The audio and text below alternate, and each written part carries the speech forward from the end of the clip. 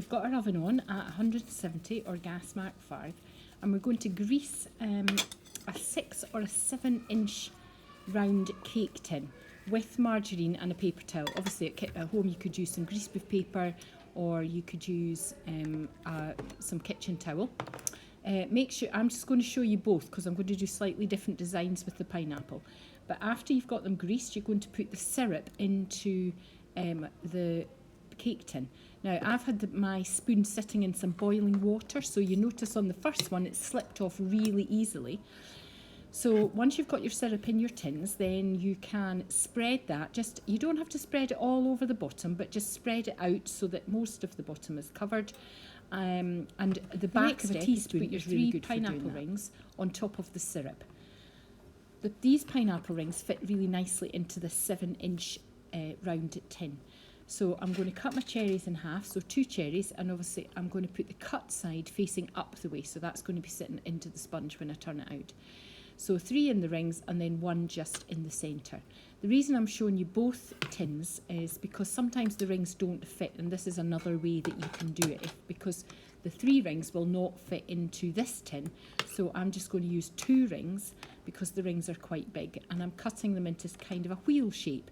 So put the 4 pieces in and then just cut your cherries in half and sit them on the top of the syrup.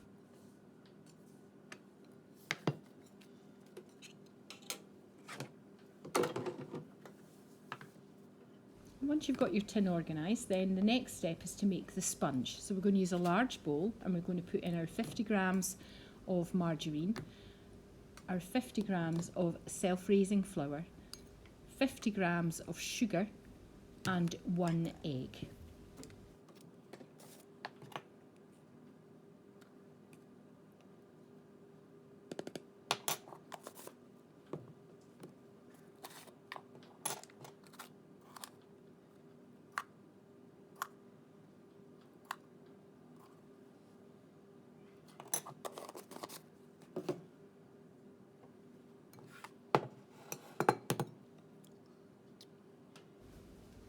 You're going to take a wooden spoon, and it says mix together, cream together until it's light and smooth.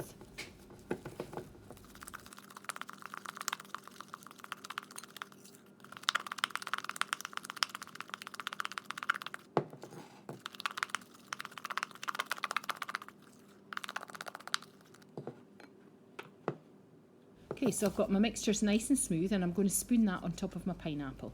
I'm going to use a teaspoon because I only want little lumps of it. If you try and put a big lump of it in the middle, what will happen is it'll be really difficult to spread. So if I put little lumps, then I don't have to do as much spreading and I won't get in such a mess.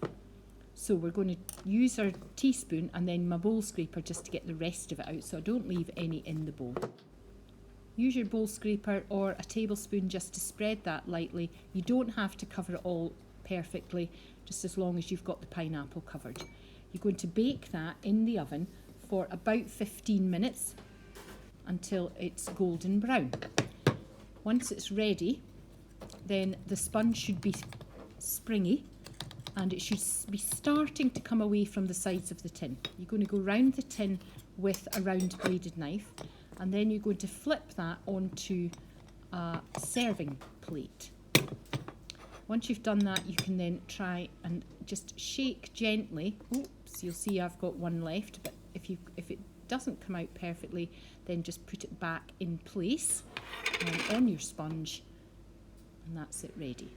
The second one I showed you, I'm just going to show you what that looks like when it comes out. So exactly the same, it's the smaller tin, remember, and I put them in a sort of wheel shape. So same process, put it on the plate, flip it over, and then you will have a different effect, same sponge.